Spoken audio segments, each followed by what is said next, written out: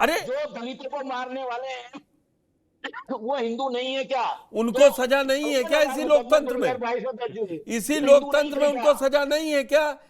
इसी दलित यहाँ पे सांसद बनके, विधायक बनके, जिला पंचायत अध्यक्ष बनके, पंच से लेके पंचायत तक और पंचायत से लेके संसद तक सब बैठ जगह हैं आरक्षण और नहीं उनको होगा ना, अलग से अगर पावर आरक्षण दी गई। नहीं क्या होता बात आप कर रहे हैं? एक भी दलित संसद और विधायक विधानसभा में नहीं पहुंच सकता था।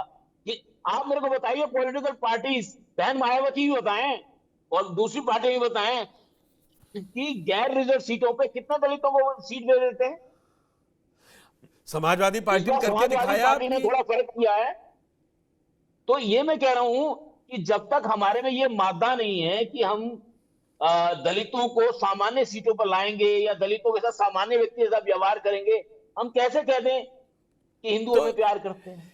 दलितों को तो अलग से सीटें दे रखी, सुरक्षित सीटें दे रखी हैं। आप बताइए, वो मतलब तो उनका इसलिए दे रखी है ना साहब, क्योंकि हिंदू लोग उनको चुनने देंगे नहीं। ये तो बाबा साहब डॉक्टर अंबेडकर ने कहा, संविधान सभा में डिबेट है, इसी बात 14 को लेकर तारीख को डिबेट एक है। एक जवाब मिलेगा। 14 तारीख को संविधान पर चर्चा पर दौरान प्रधानमंत्री मोदी इसी पर जवाब देंगे। आप परेशान क्यों हैं? बिल्कुल बिल्कुल बिल्कुल, अच्छी लेकिन बात है। मायावती हम की भी चाहते हैं अकुलाहट, संविधान में चर्चा हो। मायावती की अकुलाहट, क्या वोट बैंक कांग्रेस और सपा से खिसकेगा नहीं? जो 20 देखिए ओबीसी, ऐसा 8 है, दलित, ये दिख रहा देखिए है।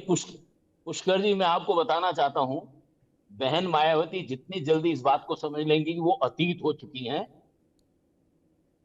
उतना ही वो बेहतर अपनी पार्टी के लिए कर पाएंगे। दलित, मैं कई बार कह चुका हूं, बहन मायावती को समझना चाहिए कि दलित बहुत आगे जा चुका है और वो उससे पीछे आने वाला नहीं है। अब बहन जी को पकड़ना है दलितों को, दलित बहन जी को नहीं पकड़ना चाहते। अगर बहन जी दौड़ेंगी तो पकड़ेंगे, लेकिन अगर गलत दिशा में जाएंगी जैसे वो आज गई हैं, तो दलित ना आवे उनके काबू में। ठीक है, मैं आता हूं, अब राशिद जी के पास जाता हूं। राशिद जी, आपने 3 लोगों के विचार सुन लिए और अशोक जी का कहना है कि अब मायावती को रेस लगानी होगी, दौड़ना होगा, तब दलित मुद्दा उठेगा। या हजारों किलोमीटर दूर बैठे बांग्लादेशियों का मुद्दा उठाकर और जो ज्वलंत मुद्दे हैं देश के उसको ना उठाकर तो उनको कोई राजनीतिक फायदा नहीं मिलने वाला। ये तो बीजेपी की, उन्होंने नाम नहीं लिया लेकिन बात समझे तो वो बीजेपी की भाषा बोलती हुई नजर आ रही है। समाजवादी पार्टी और कांग्रेस तो यही कह रही है। नहीं, वो हमारी बड़ी बहन बड़ी हैं। हम कैसे कह दें कि वो बीजेपी की एजेंट है? ये तो बाकी लोग कहने के लिए स्वतंत्र है इस बात को, चलिए, हम तो नहीं आप कहेंगे। ये यही लोकतंत्र की खूबी है। आप बता रहे थे यही हिंदू धर्म की भी खूबी है कि नहीं नहीं बड़ों का तो सम्मान आप, सभी धर्म सिखाते हैं। देखिए, आपने कहा ना बड़ी बहन है, नहीं हम तो मानते हैं। बिल्कुल, अरे क्यों नहीं जी। राशिद जी,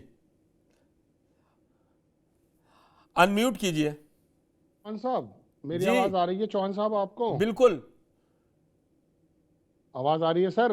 बिल्कुल बिल्कुल आ रही है। आपको मेरी आवाज नहीं मिल पा रही क्या? जी हाँ, थोड़ी कम हो गई थी आवाज, अब आने लगी है। जी मैं चौहान साहब, सबसे पहली बात तो आपको कांग्रेचुलेट इसलिए करूंगा कि मायावती ने बीजेपी को, जो केंद्र सरकार में है, जी जो बांग्लादेश से सीधा सीधा निमट सकती है, उनका तो जिक्र किया नहीं। लेकिन आपने बिल्कुल अपने अवनीश त्यागी जी से पूछा कि भाई आप लोग क्यों नहीं बात कर रहे? एक तो जो काम माया रशीद भाई, जी जनरल रखिए, पर्सनल मत होइएगा, थोड़ा चर्चा अच्छी रहे। मैंने इसीलिए कहा सबसे आखिर में आप पर सबकी टिप्पणी मैंने आप तो कर अभी शुरू सकते। किया है। मैं तो पर्सनल की तो कोई बात ही नहीं है। ये तो बात हाँ जो उन्होंने वक्तव्य दिया है वो मैं बता रहा हूँ। उन्होंने तो हाँ बीजेपी का नाम नहीं लिया। जितनी क्लिप आपने दिखाई है वो कांग्रेस पर, समाजवादी पे भड़कती रही। लेकिन आपने बीजेपी के प्रवक्ता से जो पूछा, वो मैं इसलिए आपको कांग्रेचुलेट कर रहा हूँ कि उनकी कमी धन्यवाद। आपने पूरी कर दी। एक बात। अब आ जाती है बात बांग्लादेश की, जो मायावती जी कह रही हैं। देखिए, बांग्लादेश में अंदर जो खालिदा जिया की पार्टी है, उसका प्रवक्ता ये कह रहा है, रिजवी, कि हमारी नजर उड़ीसा, बिहार और कलकत्ता पर है। तो इसकी जिम्मेदारी अखिलेश यादव की तो बनती है बाद में, सबसे पहले बनती है केंद्र के अंदर सरकार की, जिन्होंने वहां पर जो है शरण दे रखी है और अडानी साहब का बहुत बड़ा कारोबार वहां फैलवाने में मदद की थी और बिजली भी बहुत अच्छी उसमें बेची थी। वो लोग अब भी जाकर के यूनुस से कहें कि भाई तुम्हारा आदमी जो है, तुम्हारी पार्टी, पॉलिटिकल पार्टीज के अंदर हमारे लोग जो सड़कों पे निकल रहे हैं, और जिस तरह से म्यांमार के अंदर कभी इंडिया आउट के नारे लगे थे, इस तरह से बांग्लादेश में कर रहे हैं। आप लोग ये क्या कर रहे हैं? तो ये जिम्मेदारी बनती है हमारे गृह मंत्रालय की, विदेश मंत्रालय की और मोदी जी की। अब मायावती जी बरसने लगी हैं अखिलेश यादव पर और कांग्रेस पे। अब मायावती जी ये भी थोड़ा सा बता देती, जब वो संभल के बारे में बोल रही थी कि संभल में मरने वाले 4 मुसलमान जो मार दिए गए हैं, जिनका आरोप यह है कि पुलिस ने मारा, लोग के पुलिस कह रही है साहब हमें नहीं मालूम, 2 पक्षों में। तो मायावती 4 शब्द उसके बारे में भी बोल देती। ना तो मायावती बीजेपी के बारे में बोल रही हैं और ना हमारे अवनीश सर बैठे हैं वो मायावती के बारे में कुछ और उनसे बोल मैंने रहे हैं। पूछ लिया, आप अवनीश सर नहीं, आज आप सपा पर बहुत मेहरबान हैं, ये वो जितेंद्र जी को धन्यवाद देना चाहिए। हाँ, आपकी बात ठीक। ये बात हो गई संभल की। अब सर बात यह है, मैं अब आपको तीसरी बात आपसे कहूंगा। आज देश के अंदर 4 खबरें हैं। इलाहाबाद का जज ये कह रहा है कि कठमुल्ला उसके नहीं, बहुसंख्यकों के मुताबिक देश चलेगा। इलाहाबाद ये के अंदर खबर हमारे पेज पे लगी है। राशिद जहीर नहीं तय करेंगे कि हम किस पे डिबेट करें या किस पे नहीं सुन ही करें। नहीं रहे आप बात। आप सुनेंगे जब तो मैं बता पाऊंगा। नहीं, हाँ, 4 मैं ये बड़ी नहीं कह रहा खबरें आपसे। बताने और लगे, एक तभी खबर मैंने कहा जनाबे एक एक वाला का ये हिसाब है दे दें। कि महाराष्ट्र के अंदर एक गांव के अंदर राहुल गांधी के पहुंचने की खबर है, वहां से एक रैली निकल रही ईवीएम के खिलाफ। तीसरी खबर यह है कि राज्य लोकसभा में बड़े हंगामे हुए हैं। मगर बात यह है कि मायावती को जो जिनको उनका समाज भी नहीं सुनना चाहता, जिनका वोट परसेंटेज भी खत्म हो चुका है, आपको बड़ा अच्छा लगा और आपके जो कंटेंट प्रोड्यूसर हैं मैं उनको भी कांग्रेचुलेट करूंगा कि उन्होंने ढूंढ करके एक ऐसी चिंगारी निकाली जो बुझ चुकी है। मायावती के बारे में तो उनका समाज भी बात नहीं कर रहा, लेकिन राजनीति हम में 1 ना घंटे की डिबेट कर बहुत रहे ज्यादा हैं। हिसाब किताब नहीं लगाना चाहिए था। नहीं, 84 बहुत में यही ज्यादा नहीं। कांग्रेस आपने समझी जो थी ना, आपकी बीजेपी जो कभी चूज़ लौट के नहीं पॉलिसी है, मैं आएगी, तो उसे बता या रहा हूं। समाजवादी आप ये पार्टी आप को 1 घंटे की 19 डिबेट में इस पर रख सबने देते समाप्त कह कि दिया था। इलाहाबाद के अंदर हाई कोर्ट का जज क्या कह रहा है। मायावती के बारे में आपने 1 घंटे की बात की है, मैं आपको कह रहा हूं ना, आपको बड़ा मुश्किल लगी। उनको तो उनका समाज भी नहीं सुन पा रहा, ना वोट मिल पा रहा है, और यहाँ पर कोई उनके खिलाफ बोल भी नहीं रहा। 8% और वोट दूसरी है अभी बात, भी, मायावती की जी 9.25। अजी राजनीति 9.25 और तो छोड़ो, लोकतंत्र में 22% जो किसी मिला को भी है, वोट से मत 22% से तौलिए 12 ना, पे आ गए। और कब पलट 2022 के जाए। अंदर 2022 में चौहान साहब, मैं आप ही को जवाब दे रहा हूं, आप 1 मिनट मेरे सुनिए आप। हाँ, मैं सुन रहा हूं। 2022 में अमित शाह ने कहा था आधे चुनाव गुजरने के बाद कि मायावती को बोलना चाहिए, जब ये 2022 के विधानसभा के तो चुनाव अब थे। क्या इनको हम और आप कोई ये नहीं भी सुन तय रहा। करेंगे कि मायावती को गृह इतना मंत्री ज्यादा क्या बोले सीरियस आप या ले रहे हैं, अवनीश त्यागी की मायावती पार्टी के क्या बोले? वक्तव्य को आप ले रहे हैं। आप जरा बीजेपी के मकसद को लीजिए और मायावती से सवाल ये कीजिए कि आपने संभल में मायावती 4 ने लोग अपना मर गए हैं, भेजा नहीं, उनके बारे में मैंने क्या देश कहा? के सबसे बड़े दलित चिंतक को अपने उसमें आपने बुला दलित रखा है। चिंतक ने जो बात, दलित चिंतक ने जो 5000 वर्ष पुरानी व्यवस्था की बात की, उस पर भी आप बिखर पड़े। बात चल, मैं तो व्यवस्था पे जा भी नहीं रहा हूं, मैं तो सिर्फ ये कह रहा हूं कि मायावती के ठंडे मुद्दे को जो लेकर आए हो देश के अंदर, प्रदेश के आप अंदर, मुद्दा और थोड़ी ना 4 मुद्दे रशीद बड़े जी, ये थे। कैसे आप उन बड़े मुद्दों हम को लेकर उत्तर बात कर प्रदेश के सकते थे चैनल है, जनाबे उत्तर वाला। प्रदेश मैं में ये कह रहा हूं कोई आपसे। खबर होगी हम असल में बात दिखाएंगे। क्या है, मायावती का भी एजेंडा तय है और हमारे चैनल्स का भी एजेंडा तय है कि दरअसल किस प्रकार से जो मुझे है लग अपना रहा काम करना है। आपका एजेंडा तय रहता है कि किस दिन किसके नहीं पक्ष नहीं में नहीं बोलना नहीं, है। मैं तो सरकार से सवाल करूंगा। राहुल गांधी जिस दिन पियोन की मनसब पे आ जाएगा, मैं राहुल गांधी से सवाल करूंगा। अखिलेश यादव अभी कहीं के जो है वो डायरेक्टर नहीं है, मैं क्यों करूं सवाल तो उनसे? मैंने इसीलिए जो इस अवनीश समय त्यागी से जो व्यवस्थाएं हैं, सवाल मुझे जो करना था ना व्यवस्थाएं चला राशिद रहे जी, हैं, आप वो भी सुन मैंने लीजिए किया डॉक्टर है, साहब, उसमें आप जो परेशान व्यवस्था मत चला रहे होइए। हैं, जो सरकार चला रहे हैं, सवाल उनसे होते हैं। सवाल मैंने उनसे किया नहीं है। होते हैं कि जिनके पास कोई ताकत नहीं है। आप सवाल उनसे करने की कोशिश कीजिएगा जिनके पास व्यवस्थाएं हैं, जिनके पास विभाग है, मैंने कब मंत्रालय नहीं है। किया बांग्लादेश राशिद जी? के वैसे बारे तो मैं में मोदी जी से आपको पूछिए सफाई देने कि लायक वहां नहीं का हूं। एक टटपूंजिया नेता बांग्लादेश के अंदर ये कह रहा है कि उड़ीसा भी लेंगे और बिहार भी लेंगे, वो ले और लेगा, कलकत्ता भी किसी लेंगे। कह देने अरे से तो कुछ मोदी नहीं जी होता है चुप के ना। बैठे हैं। मोदी जी ना। पाकिस्तान के ऊपर एकदम बिखर कर आते हैं, बांग्लादेश में भी बिखर जाएं।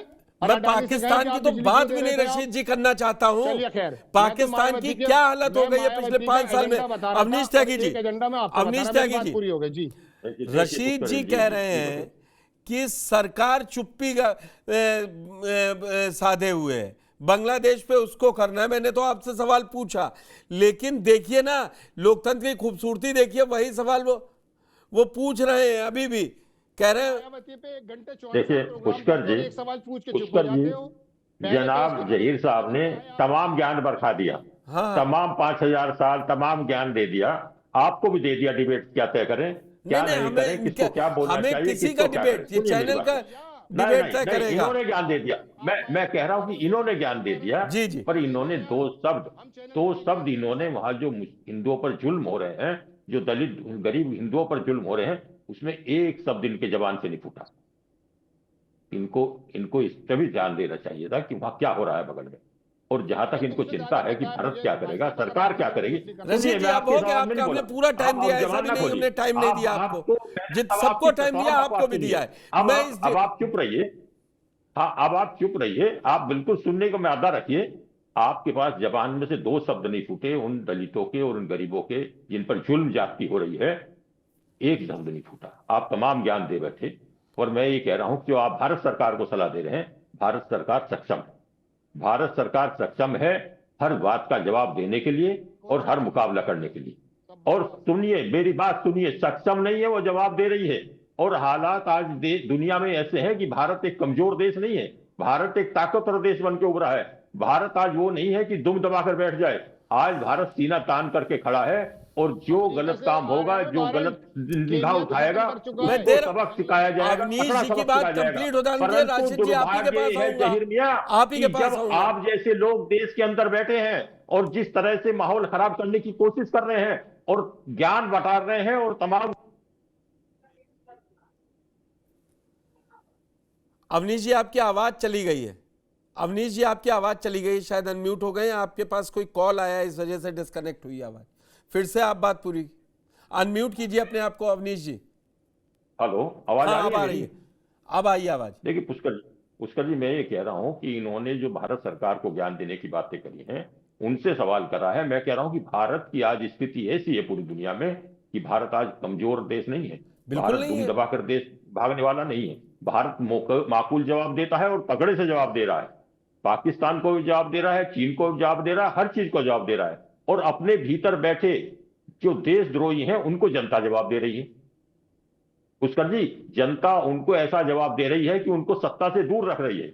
और माननीय नरेंद्र मोदी जी इसलिए तीसरी बार प्रधानमंत्री बने हैं, तमाम षड्यंत्रों के बावजूद भी, कि जनता का प्यार उनकी तरफ है, देश की तरक्की उनके हाथों में है और देश विकास कर रहा है और ताकतवर बन रहा है। इनको बेचैनी हो रही है। इनकी जबान से उन हिंदुओं को या उन न्याय की बातें करने का इनके पास मौका नहीं है। इनके पास तमाम नेगेटिव बातें करने का मौका है, जो नेगेटिव धारा बहरा रहे हैं, जो कांग्रेस और सपा के, मैं फिर दोबारा कहूंगा कि तमाम इनको नकारात्मक राजनीति नजर आ रही है। तो इन नकारात्मक राजनीति का जवाब जनता दे रही है और जवाब देती रहेगी। इस गठबंधन का जो हश्र हो रहा है, जो इस तरह की विचारधारा रखने वालों का हश्र हो रहा है, ये आगे और होगा।